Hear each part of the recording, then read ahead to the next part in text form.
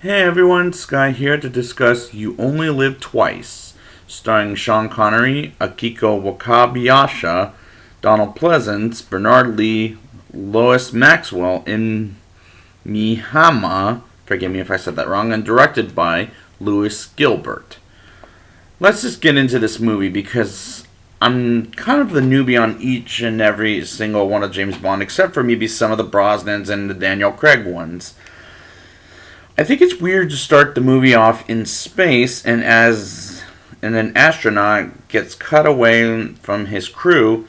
It's the wrong movie for that. Meanwhile, James Bond, returned by Sean Connery, is in Hong Kong, China, getting killed by a spy Chinese girl, and we get the song You Only Live Twice. And I don't really like that song. It just sounds sad.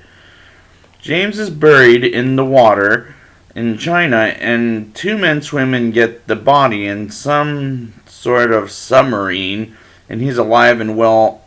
And Moneypenny and M gives James an assignment in Tokyo, Japan, and tells him to work quickly and learn the Japanese language.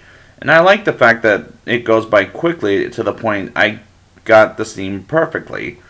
James arrives in Tokyo and starts his assignment in a sumo wrestling match as he meets his first contact, Bokanya, to take him to Mr.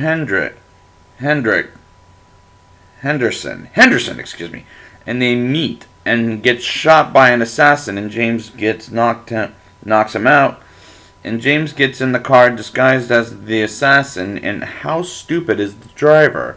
Honestly, James fights a giant and takes him down with a statue. And I'm so far enjoying my time in Tokyo so far in this movie.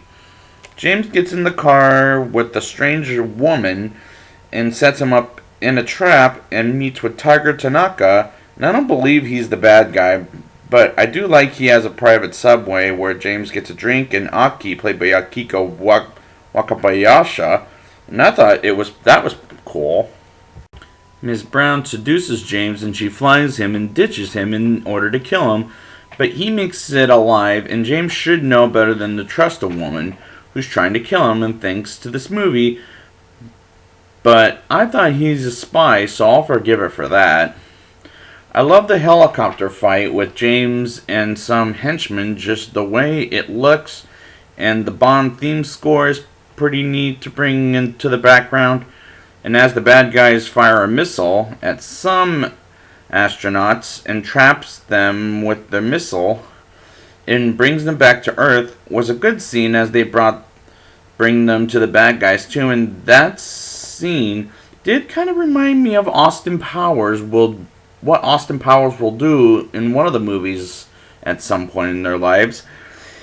James recruits some ninjas on his side and trains with them, and he becomes an Asian by disguise, and an assassin kills his fake wife. And I thought to myself, am I in a kung fu movie? Because that's what it looked like. And James catches the assassin who killed the fake wife, and the movie starts to lose me after James kills the stranger that spared him as he tries to kill James. After that scene is when it really starts to lose me. James finds Spectre's hideout and gets trapped by them and escapes and disguises as one of them with his guard. And James gets taken into Spectre Agent Number 1, or aka Ernst Blofeld. And I like, played by Donald Pleasance. And I like the fact that it's finally revealed. It's a nice way to reveal who Spectre Agent Number 1 is. The rocket that Blofeld wants to kill the space station and the world takes off, as well as Russia and America, and the Japanese come in to fight Spectre, and Blofeld almost kills James, but he gets a spike on his wrist, and there's too much bang bang going on during this climax, and James fights a giant and grabs a neck key, and James throws the giant in the piranha pool and says bon appetit.